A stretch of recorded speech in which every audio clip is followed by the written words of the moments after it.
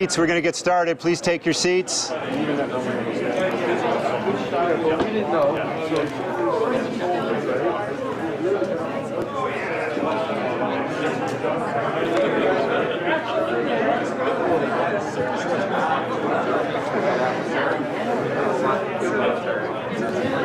Okay, please take your seats. We're going to get started. Please take your seats.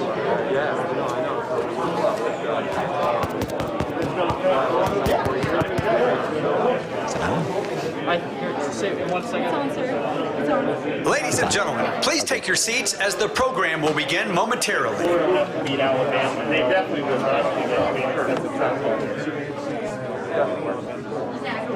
See, Alabama can lose the SEC championship and they'll still be in the final. Then you have to beat Alabama twice to win the national championship. That ain't great odds either. Now, this lawsuit that Supreme Court. Okay. Not so bad. 4:10 on the dot. So thank you for being punctual. There's a sequence, an intentional sequence to what we're doing this afternoon. We started with Dr. Slaoui and General Perna talking about the vaccine portfolio and distribution strategies at the highest level. Then we had Dr. Marks talk about how those vaccines will be evaluated and approved. And what you just heard is how those vaccines will be stored and shipped and delivered. So our next panel is really going to be about how the vaccines are going to be administered. And for that, we're going to turn to Brad Smith, who's another Operation Warp Speed board member, and he's going to lead a panel with Rick Gates from Walgreens and John Roberts from CVS Health. And these stores, or I should say the stores of these two pharmacy companies alone, will represent tens of thousands of outlets at which Americans will eventually be able to get vaccines. But part of what we really wanted to focus on today is another vital role that these two companies are going to play, and that is they will deploy mobile vaccination teams into every long-term care and assisted living facility in the country at the direction, as you heard early on, of the state and with the permission of the nursing home. And I think it's somewhere between 80 and 85% of our 15,000 long-term care facilities have already signed up to have either CVS or Walgreens perform this role. It's an absolute turnkey service. They'll have everything that's needed to vaccinate. They'll come back 21 days later or 28 days later, depending on which vaccine it is, and they'll record all of the appropriate information. So Brad Smith and panelists, why don't you come on out?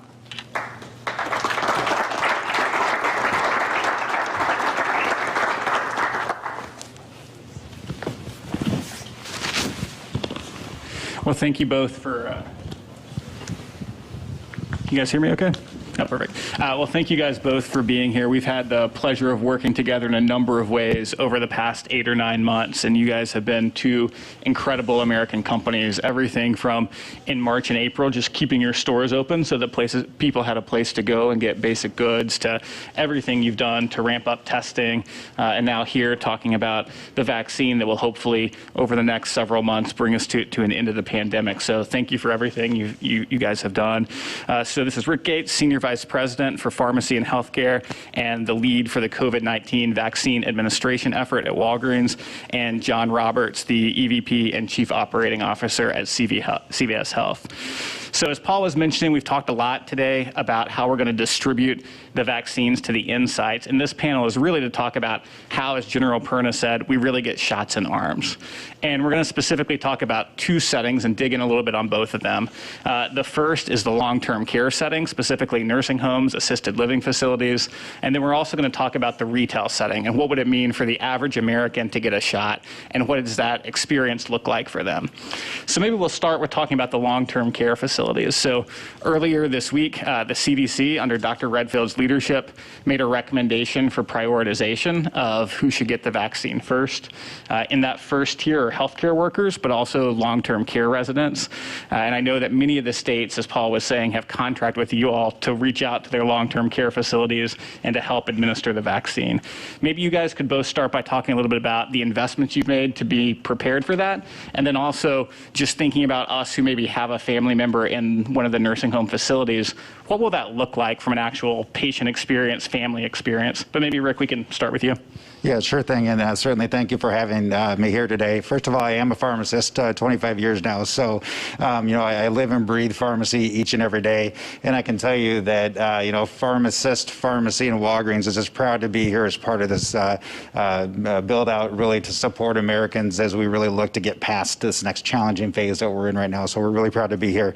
Secondly, I was a pharmacist in stores for over 8 years, and I can tell you pharmacy is embedded in the communities that we serve. So not only do we work in the communities, we actually serve in the communities and live in the communities as well. So it's really important that that's part of the nature that pharmacy really plays in that place as well. And immunizations are core to what we do. And so I think, General Perna, as you were saying, it's expertise that's there. I just want to assure everybody that immunizations and vaccinations are something that pharmacies have been doing for well over 10 years. You think back to H1N1 and where we really leaned forward as a profession to really start to serve that as well. And I had the pleasure of serving on the planning committee for H1N1 within Walgreens as well. So I think there's a lot of expertise here to really help, I think, ensure that we get shots in arms, I think, is what we're trying to get as well. And I think the other challenge you have is reaching the vulnerable and the underserved. So I think a lot of work has to be done, and I think we have a lot of work to do to make sure that we get to areas that are more rural, underserved, and vulnerable. And I think you can see that industry has really started to do that, even with testing that you mentioned before. 70% of our sites are in underserved areas. So I think just from a framework perspective, I think pharmacy is well placed to really step forward and really help in this process. So to your question, I think that if you look at when we get vaccinations from the states, and I think that's the first part of it, we are committed within a couple of days of getting into the first long-term care facilities and ensuring that we're starting to vaccinate Americans at that point in time. And it's really critical that we have speed of pace to really start the vaccine process. And it still will take upwards of 2 to 3 months to get full vaccinations across. And I'll talk a little bit about how we're setting up the different clinics as well within long-term care facilities. Up to this point, we're well over 30,000 long-term care facilities have chosen Walgreens at this point in time. And whether they're 1 block away from us or they're 50 miles away from us, we will absolutely hit every single long-term care facility that has chosen us, because I think it's imperative that we are supporting Americans that are asking to be vaccinated as well. And just from an expertise perspective, I also want to just give assurances that off-site clinics are core to what we do. Every year we do off-site clinics for flu and pneumonia and others, and over the last 5 years alone, Walgreens has done about 150,000 off-site clinics to really support the communities that we're in. So when you talk about the expertise and the comfort, if you will, this is really core to what we do. I have a couple of things here, and it really goes back to the importance of working in this great ecosystem. I think that Operation Warp Speed is kind of set up, but working with CDC, HHS, the states, even the pharma companies to really start to build out an end-to-end solution that's going to be comfortable for patients, and obviously something that we can ensure that our practitioners and pharmacists can support in a very efficient and effective way as well. So I'm not quite as cool as all the last ones I had up there, but I do have a couple things here. We have worked hard to build out an end-to-end process really for the consumer, which is going to be critical for how they look at really working with us. So from signing up for vaccine to administration to follow-up communication, as well as how we're going to set up follow-up the second dose, right, the booster dose, if you will.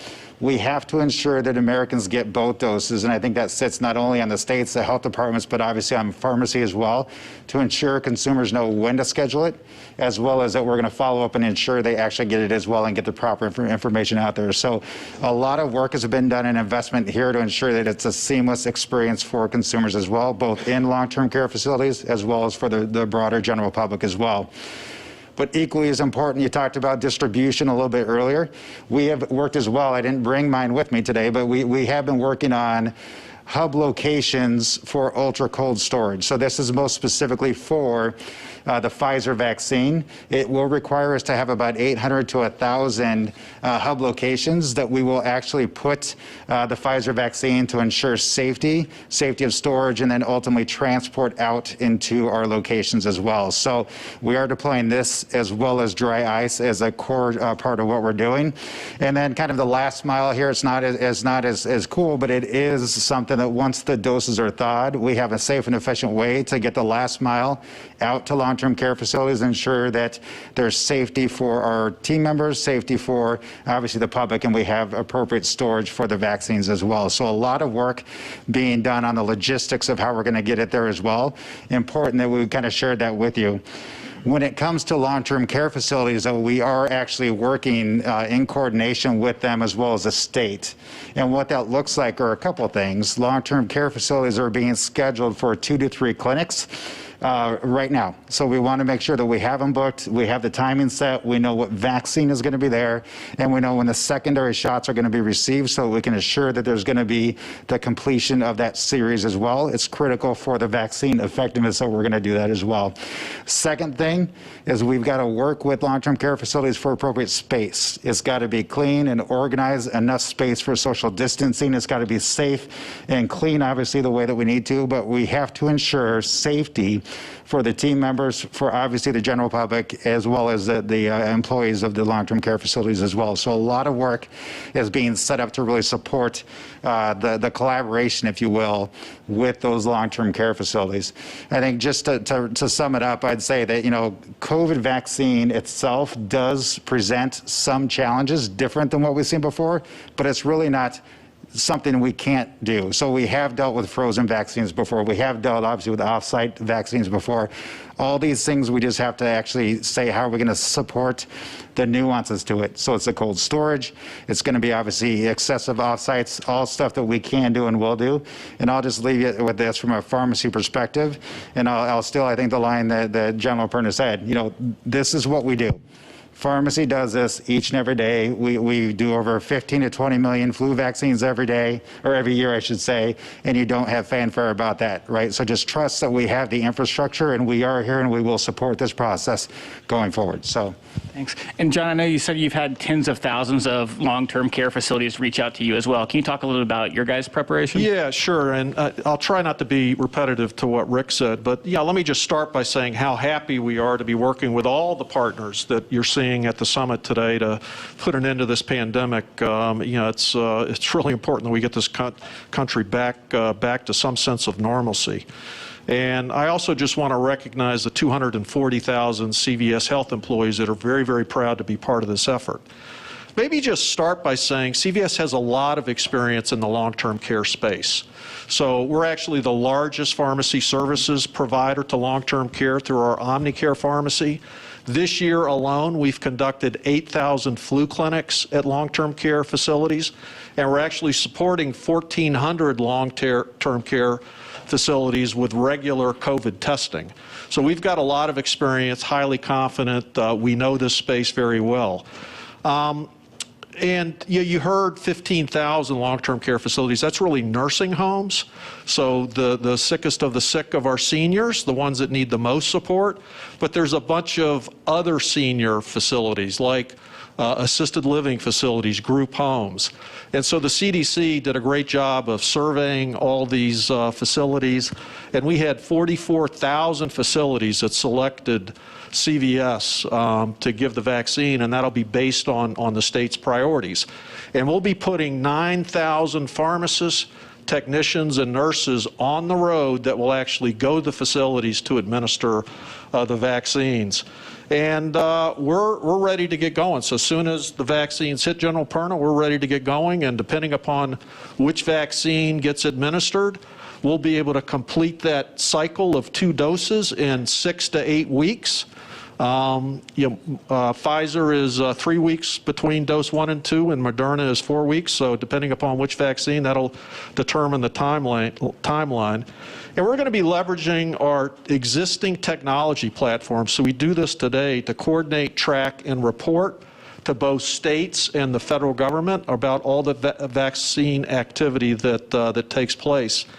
And then we have the capability to safely transport the vaccines from where we receive them, and you heard that on the last panel, to these facilities, maintain them at the proper temperature control per the manufacturer's requirements. So CVS is ready, and we're ready to take care of this most vulnerable part of our population.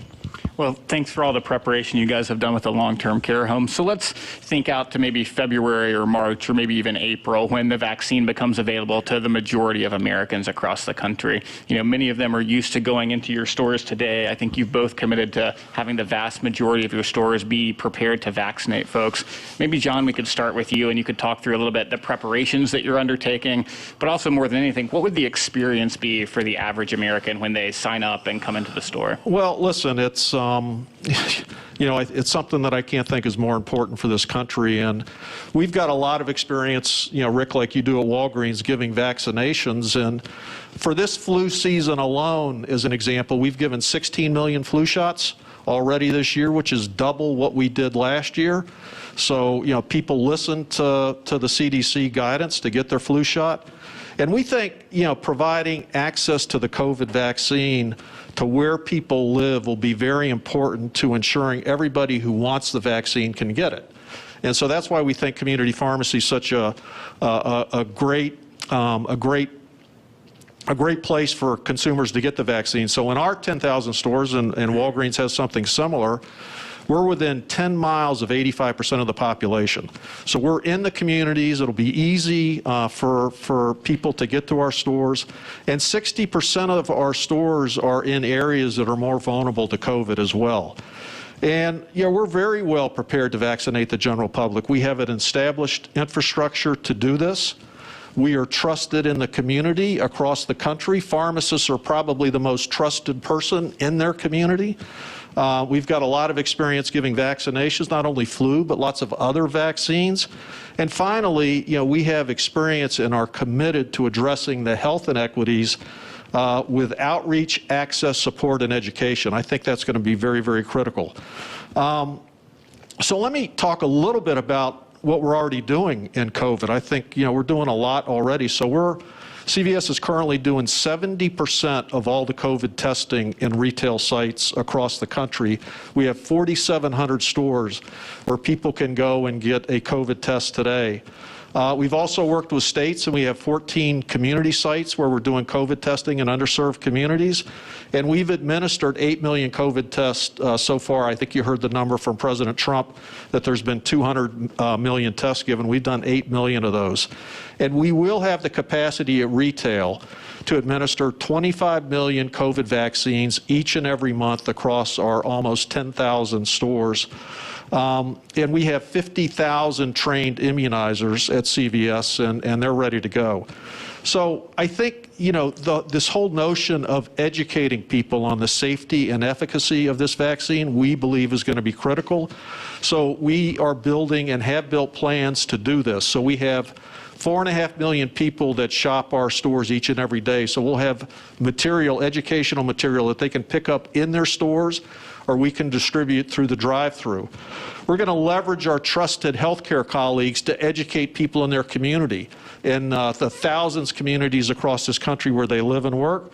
And we'll also be leveraging a lot of our existing communication channels. So think of our circulars, our .com site, cvs.com, our in-store radio, or even our IVR when people come. So we think education is going to be critical.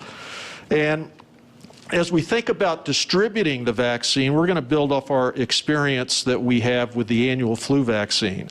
So we will distribute the vaccines allocated to us in the order of priority that's determined by the individual states. And we know the states are going to be using the CDC guidelines as their guide as they decide on their priorities.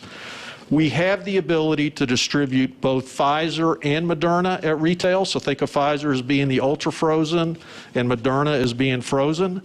And so let me maybe just start with Moderna. So all of our stores have freezers. Moderna just needs to be stored at the regular freezer temperature. Those freezers all have temperature monitors that we can monitor to make sure that the vaccines are kept at the appropriate temperature. And so stores will be allocated vaccines based on appointments that are made, and those vaccines will be shipped directly to the stores and put into the freezers.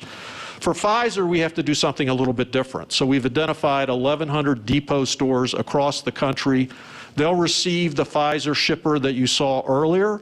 You can actually keep that vaccine in that shipper for up to 15 days by replenishing the dry ice, and then it can be kept at regular refrigerated temperature for another 5 days.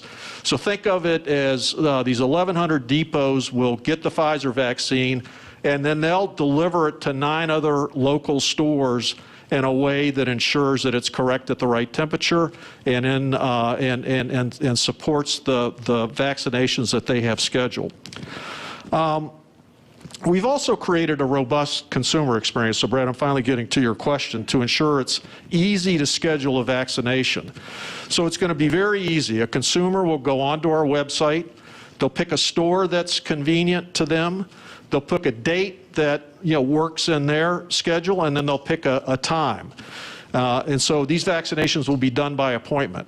Now, when they make that first appointment, they're also going to make their second appointment, because getting the second dose we feel is critical, and it needs to be done within a certain time frame from when they get that first dose. So think of it as what you would do when you buy a round-trip airplane ticket. So once that appointment is made, reminders will be sent to the customer ahead of their scheduled appointments, both the first and the second. It'll either be emails or texts. In the case where somebody misses their appointment, we'll actually make a live call to them to try to get them back in to get that second dose. Patients will arrive at their CVS, and it'll be a similar experience to going into your pharmacy to get a flu shot. They'll come in at their scheduled time, they'll meet with the pharmacist or technician, they'll get their flu shot, they'll get a record card with the vaccination that they got. We'll also email them that record as well.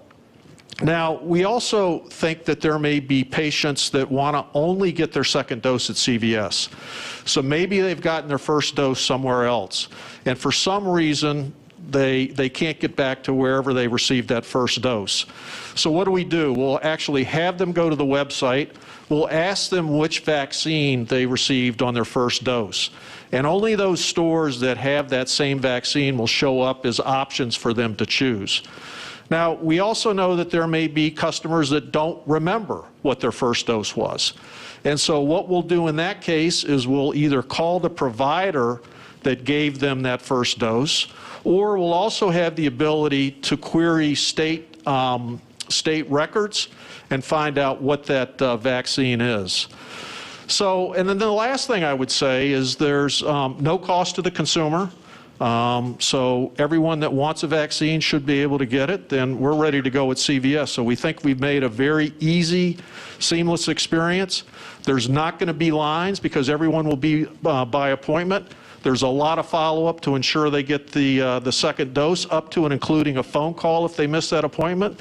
And we'll be able to do 25 million vaccines a month. So we're pretty excited about being part of the solution here, Brad. That's really helpful, and I think it's great to hear about the creativity you guys have had around the Pfizer vaccine. I know one of our concerns was, will you be able to deploy the Pfizer vaccine in a retail setting? And I think when you see the innovation around the box and the storage combined with the innovation you're having around one store serving and supporting 9 others, that's really helpful to see. Great. Rick, what about on your side?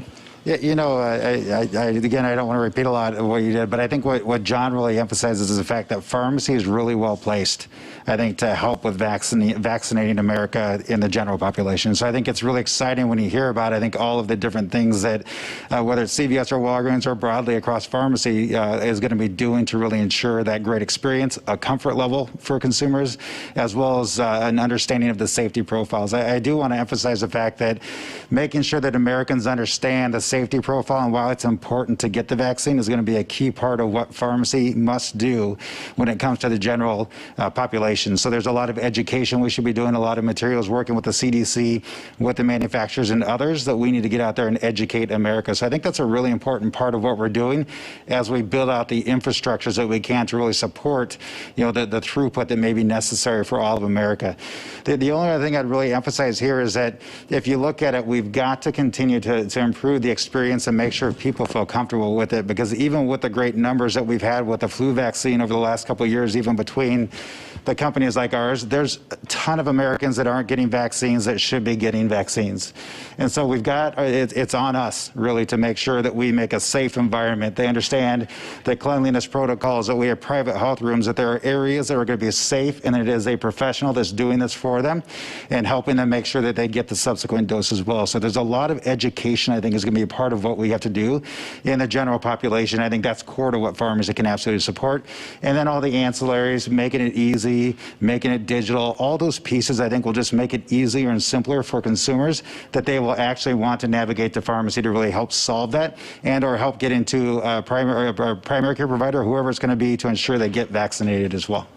That's really helpful. I know, John, you already hit on this a little bit, and Rick, you mentioned it too, but I just think it's so important. Talk a little bit more about, these are the first two vaccines are 2-dose vaccines, and obviously it's really important that folks who get the first dose get the second dose from the same company. I know, John, you already spoke to this a little bit, but Rick, maybe add a little bit more color around that.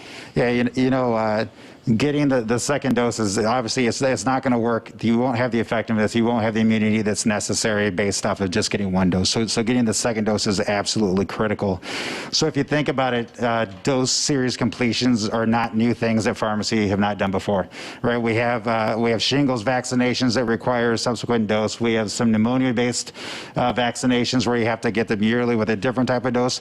We have already processes in place to ensure that we get the second dose. And so I think that it goes back to there's expertise here. This is what we do every day, right? And vaccinations and getting second doses is core to what we do. We just have to continue to make it easier. So there's going to be a lot of work being done to make sure that we're communicating to the consumer the way that they want us to communicate to them. Is it texting? Is it a phone call? Do we want to send them a letter? It doesn't matter. We just need to make sure that they understand when their next dose is. It's automatically scheduled. And then at that point in time, follow-up calls or whatever it's going to take are necessary to get there. We are working in tandem, and I know John said it as well, with state registries and obviously with the federal registry. I know the General Perna talked about. We've got to make sure that the data sharing is there so that we know who's gotten the vaccine, what vaccine they've received, and we can ensure that they get the second dose. And I think all of this is going to work together to help us ensure that we get to that point as well. And Brad, the only thing I would add is, as part of registering on our digital site for the first dose, we'll get their cell phone numbers. I mean, just about everybody has a cell phone.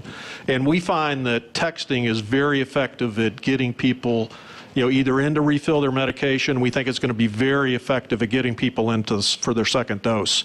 And so we're really leveraging our technology communication platform to ensure people, come in and get that second dose. I think the first dose helps, but our clinical people say that, you're not going to be totally protected unless you get that second dose. Well, I just want to conclude by saying again, thank you guys for everything that you're doing. When the doses arrive, you guys will become the front lines, and you guys are both incredibly well prepared, and the country and all of us are very grateful. So thank you. Thank you.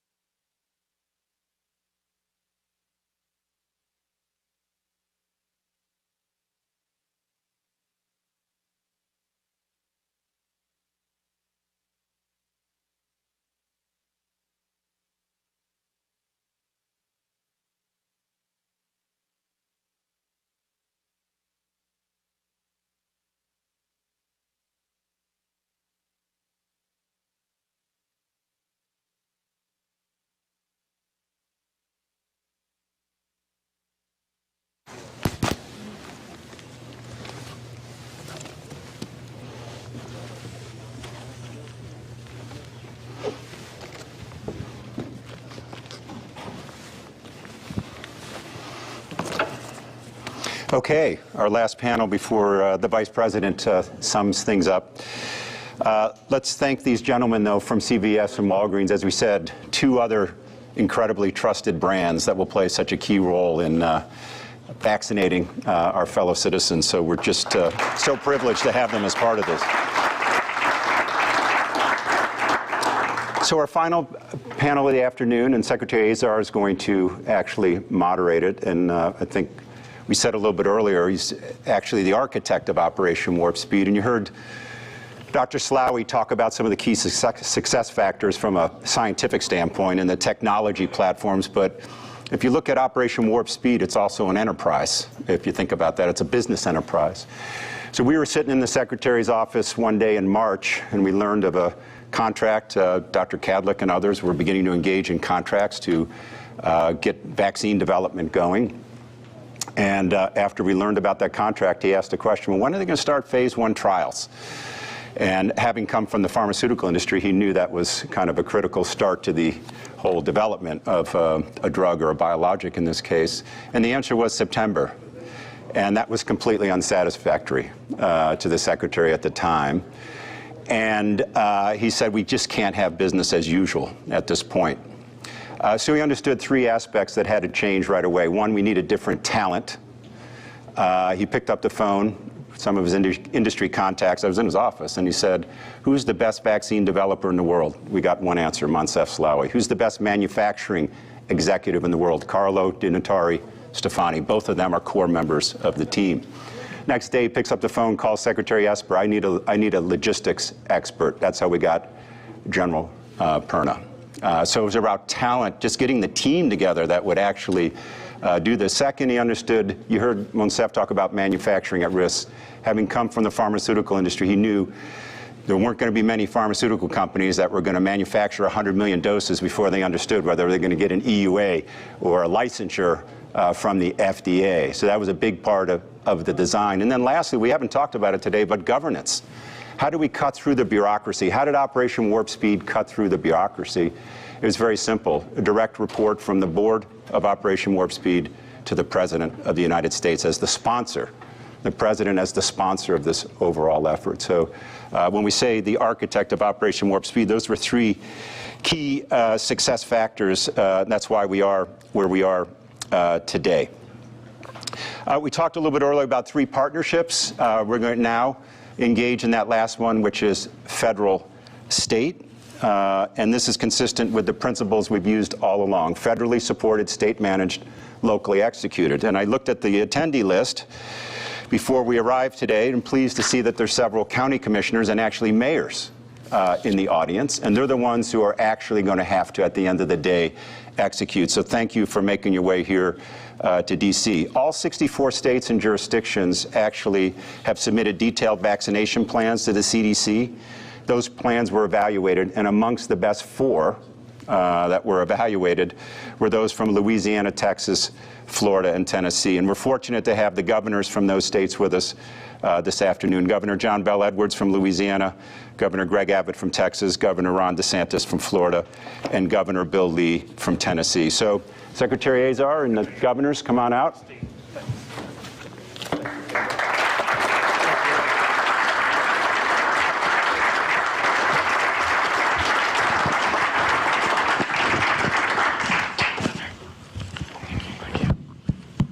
Well, Paul, thank you very much for that introduction of the governors here and for some of that history on how Operation Warp Speed got going. You know, it's always, if you're a leader in business, if you're a CEO of a cabinet department, you know it's all about the people. People is policy. And you've gotten to see today some of the incredible people who have driven this to make this work and get these. I think, Paul, you had a really nice quote from Churchill. It's the people who allowed us to unlearn what was impossible. And folks like Dr. Moncef Slaoui leading on the development, General Gus Perna. When I talked to Secretary Esper and the chairman of the Joint Chiefs, they immediately said, oh, we got the guy for you.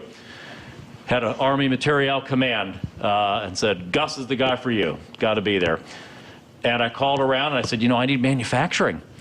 And Carlo Di Natale Stefani, a real talent we don't mention as much, who led global manufacturing for all of Bristol-Myers Squibb, a biologic manufacturing company branded around the world, but also for Teva, one of the world's great generic companies, able to stand up 200 assembly lines, manufacturing processes per year. So that kind of talent, they dropped everything. These folks dropped everything that they were doing. General Perna moved, gave up his command, moved. These others volunteered. They gave up their retirements. They stopped their retirements. They came and they served the country just in the greatest spirit of what people did in World War II, what people did with the Manhattan Project, what people did with the Apollo Project. And I just want to express my public appreciation to the people who really are making this happen.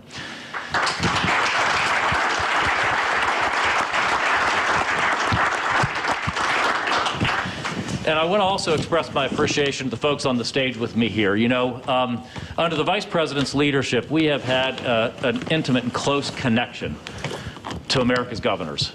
Almost every single week, we have had a often multi-hour video conference with our nation's governors, our territorial governors, and it's really been one of the great collaborations I've ever seen. We are over 40 at this point, I know, of the gatherings that we have already had this year.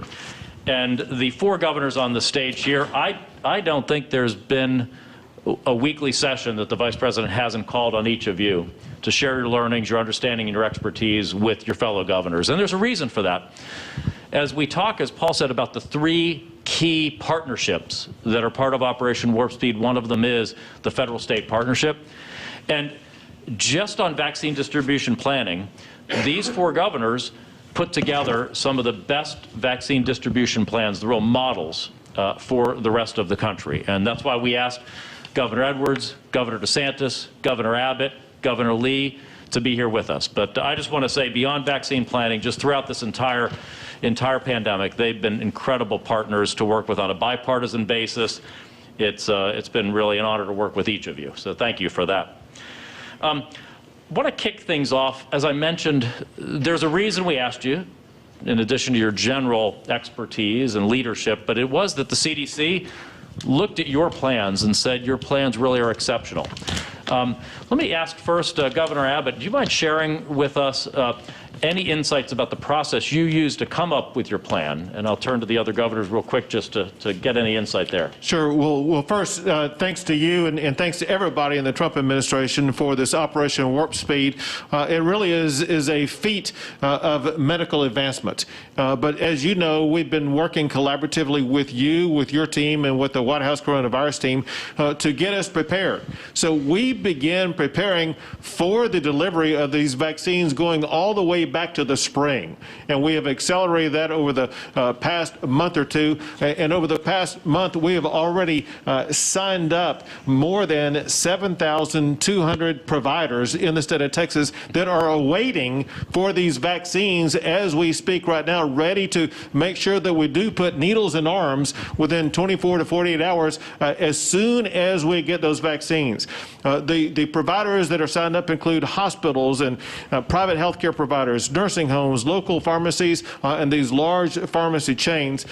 Importantly, working with your entire team, learning the strategy and information that we need, we were able to set up a large number of these cold chain storage operations so that we would make sure that we would be able to handle the Pfizer vaccine as well as the Moderna vaccine adequately.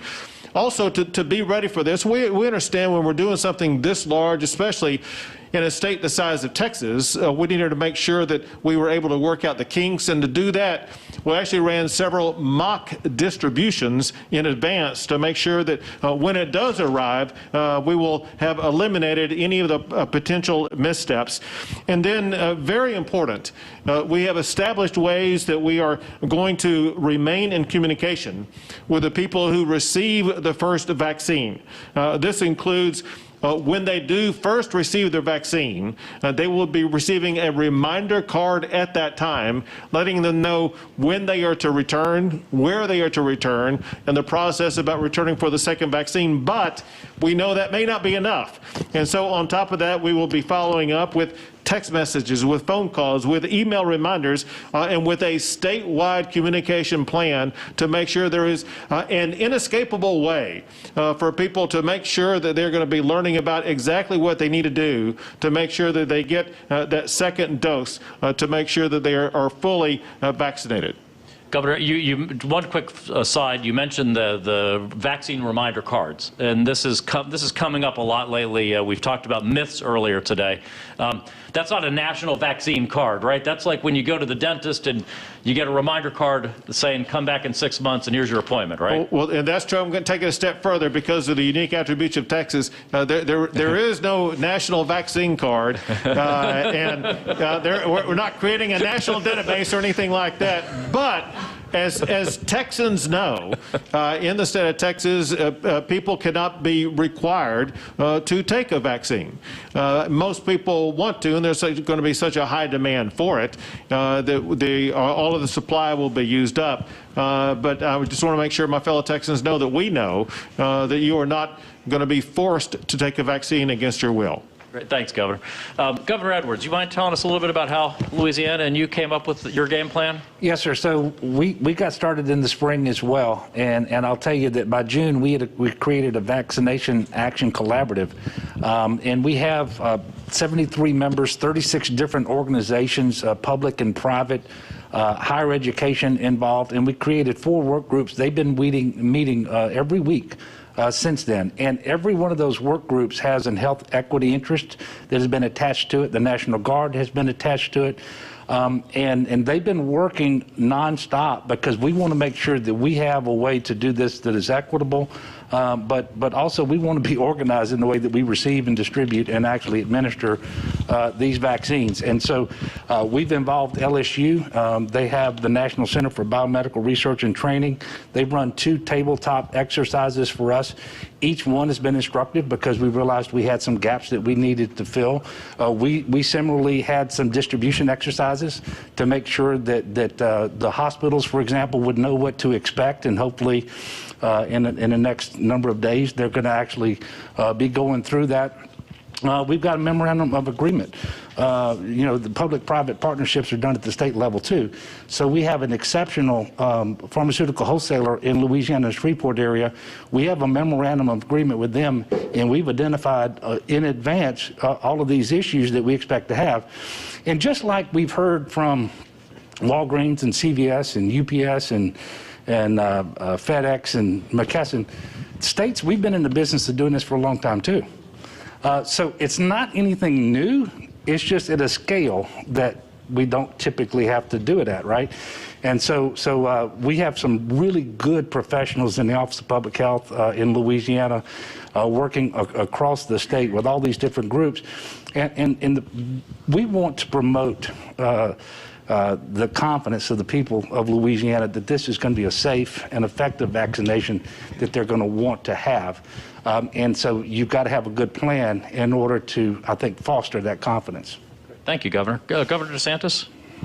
Yeah, sure. Well, first of all, this is, I would always tell my folks, we hope we get a vaccine, but you should definitely not count on it because it's ambitious. It hasn't happened before. So the fact that it is, that's a great testament to Operation Warp Speed and all the work that so many people have done. So we couldn't, as soon as the Pfizer news came out, I flew up and met with you at Warp Speed, and I told my folks, we already been planning for it, but I was like, we got a better sense of the timeline. Let's make sure that we're leading from the front. We really wanted to embrace this. I know other governors have said this may not be good. We view it as a good thing, not forced for anybody, but offered to all. And we basically did our vaccine plan to flow out of our normal mitigation plan in terms of we focused on protecting vulnerable populations, whether it's in nursing homes or the broader senior population. We focused on supporting our healthcare system, and then we focused on making sure kids were in school, people were able to earn a living. And if you look at what we can do with nursing homes, we could have every resident of nursing home and long-term care facility vaccinated in the month of December. I mean, that's within our grasp right now in the United States. In the state of Florida, we have 4,000 facilities. We're working with CVS, Walgreens to be able to do that. It's important for saving lives because they're the most vulnerable. But most of them who get it do survive, and then many obviously have not been infected. But it has such a devastating effect to have mitigations going on in these. Look, we allow visitors, but you have to take all these precautions. You just can't live normally, and it's taking a huge toll on these folks. And so we see loneliness, despair, even with having some visitation. So we need to get them back to this. But, you know, this is very labor intensive for healthcare staff with the isolation procedures, everything they've got to do. Obviously, they're testing everyone that comes in, so someone breaks their legs. They may be asymptomatic, but you still got to do the procedures. And then an exposure could take out a half a dozen nurses at one time. Well, to be able to get it through, offer it to our healthcare systems, their tip of the spear, high contact workers, to be able to have them, well, they're going to be in a situation where they're going to be able to handle patient load going forward. And so I think in terms of the most at-risk population, we'll be able to target first, and then simultaneously the kind of the high contact, which would have the most impact on our healthcare system. And then we think, based on the numbers, at the end of December, we can start getting it out into the broader senior population, and then January really focus on vaccinating as many elderly people as we can. And so we're really excited about it. You know, we really leaned into it, and then we thank everyone for doing it. This is a really, really significant achievement for our country. Just imagine that every senior in a nursing home in Florida within the next several weeks getting protection. That is something. Wow. Well, Governor Lee, the Vice President, and Dr. Redfield and I came down to visit you and our great partners FedEx just last week. Do you mind telling us a bit about the great process you all used? Yeah, we are proud of FedEx and the role that they're playing. Proud of Vanderbilt as well, the role that they're playing nationally in this process. So Tennessee is, we're excited to be on the forefront here. I want to commend your team too. Many of them that we have been on phone calls. You talked about the multiple phone calls we had. One of the benefits of that is the interaction that we've had with the governor. So many of the things that you're hearing right now, we're all doing in different ways. And part of the reason is because we've been talking about the things we're going to do because of the coordinated effort of the coronavirus task force.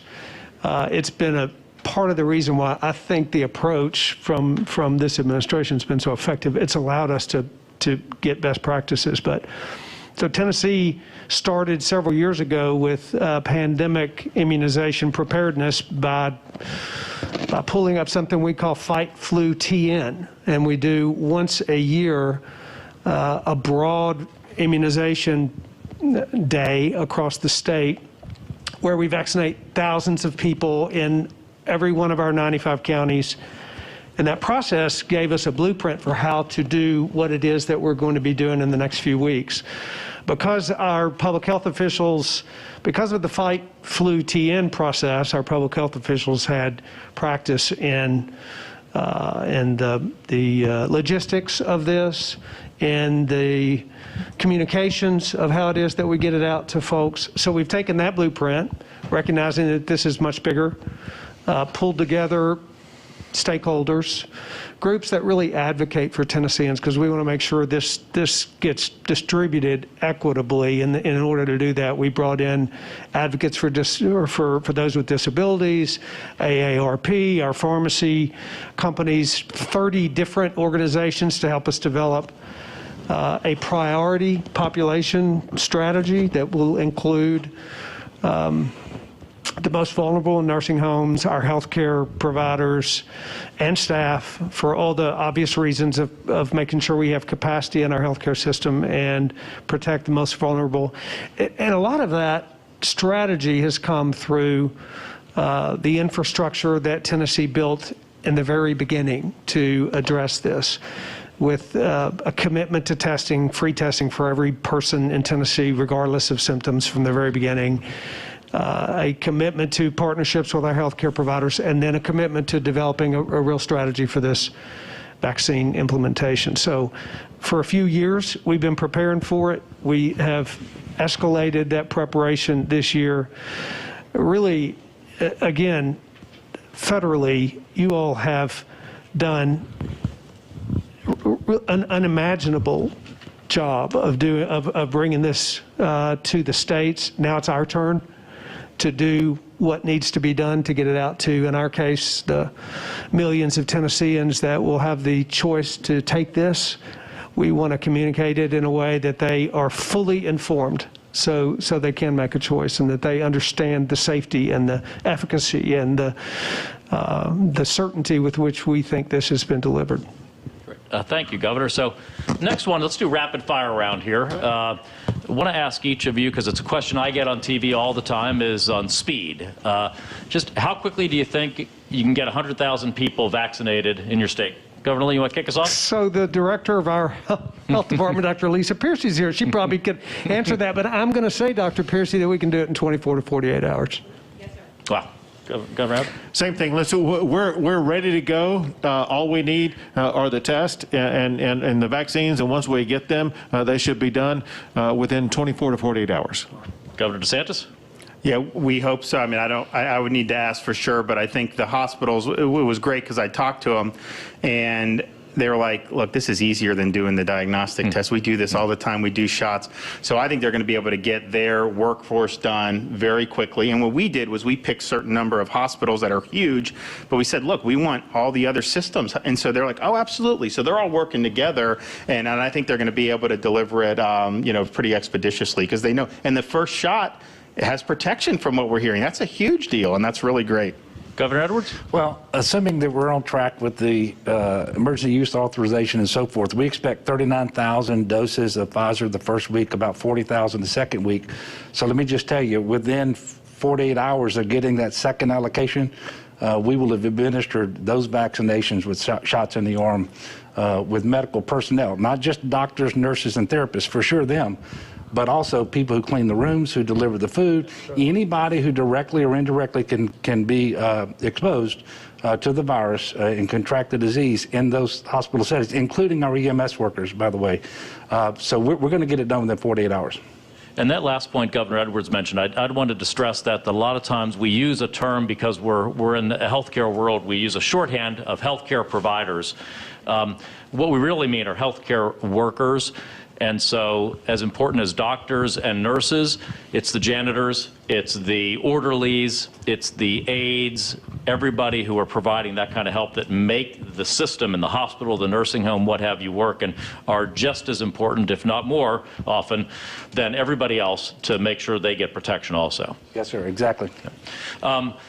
Along those lines, I wanted to raise the question of, we have, of course, advice out of the CDC and the Advisory Committee on immunization practices that, but you all as governors have the freedom to decide how you'd like to prioritize.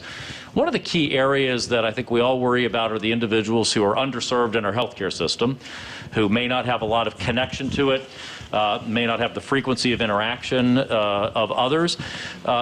As you've been thinking about your vaccine distribution plans, maybe Governor Edwards, if you might kick us off here, how are you thinking about reaching the more underserved in our community who, in many instances, have borne a very disproportionate burden of severe consequence from this pandemic? Yeah, well, first of all, that's a great question. And we realized in April, by the way, that well, although African Americans are about 32% of our state's population, at that time 70% of COVID deaths were among African Americans. So I created a health equity task force that then folded on top of the vaccination action collaborative that I talked about. But we have a head start on these things because, like Governor Lee was talking about, every year we do mass vaccination exercises around the flu vaccine. And we specifically target those underserved areas to try to promote flu vaccinations. This year we've been especially successful, 42% more than last year. And of course, part of that has to do with our outreach around COVID too. We don't want flu patients any more than we want COVID patients in the hospital right now. And so that has been successful. So we've been learning lessons about how to get into these communities. But in addition to that, as part of our overall program, we have contracted with strike teams to go into specific zip codes. Just like we targeted certain areas that we knew needed to be tested, we're targeting certain areas that we know we're going to have to go in there with strike teams to administer these vaccinations. And so we have some that are commercial, but we also have stood up the National Guard. And by the way, I want to thank the administration for the extension of the Title 32 on the National Guard, because they're doing thousands of tests every day in Louisiana, but they're also a big part of our vaccination program with distribution and these strike teams that we're talking about. So with all of that, and I think we're going to get to this later, it's the underserved communities that we really need to do the most outreach to and communication with to build up the confidence in the safety and efficacy of the vaccines as well. And so that's a big part of reaching the underserved, because we don't just want the vaccine, we wanted the vaccination. And so that's what we're working on. Dr. DeSantis? Yeah, I think communication is important, and I know a lot of our hospitals are already planning on doing a lot of very robust outreach, but this was the first vaccine that's really been politicized, unfortunately. I mean, you guys remember the campaign, and that's going to be something that people are going to have to deal with, and we obviously want to deal with it. I think the fact that we're not threatening to mandate it helps, because we say, look, we think it's important, but obviously you make the decision. But and then I also think just some of the bad messaging that's come out over the course of this, quite frankly, is problematic. I mean, when people are doing some of these shutdowns that are totally unscientific about this type of activity, or being on a playground, or schools can't be open, then I think people look at that. So I hope we can kind of get on the same page here, take the politics out of it, be very consistent, be evidence-based on it, and I think people will respond positively. Governor Abbott? Sure. So part of the job is to first identify the location of the underserved communities. And in a state as large and diverse as the state of Texas, that's a daunting task, because some of the underserved community would be in our large urban areas. Some of it would be in the sparsely populated rural areas. Some of our rural areas, out of our 254 counties, there are some that don't have access to any medical health care whatsoever. And so we have to first identify them, then go to them. And the way that we are going to them is we have put together a bunch of mobile medical units that will be taking the vaccines to the people where they are in underserved communities, to make sure that they will have access to these vaccines also. And we'll be making clear exactly one thing that Governor Lee pointed out, and that is the importance that they know that these vaccines are free. It's not going to come with any money in your pocket, thanks in large part, or thanks in total part, to Operation Warp Speed and what y'all have done here. So thank you for doing that. Thank you. Governor Lee? We used our Office of Minority Health and Disparities Elimination. That is an office within our Department of Health, and we used that office to really advise us on testing, because what we found early on was that our minority populations, our ethnic populations, were not, the uptake in testing was not as it should be. So we tasked that group with really developing relationships to enhance our testing for those underserved populations. We utilized relationships with our housing development agencies in our urban centers, migrant working farming communities that are a part of the agricultural process in the state.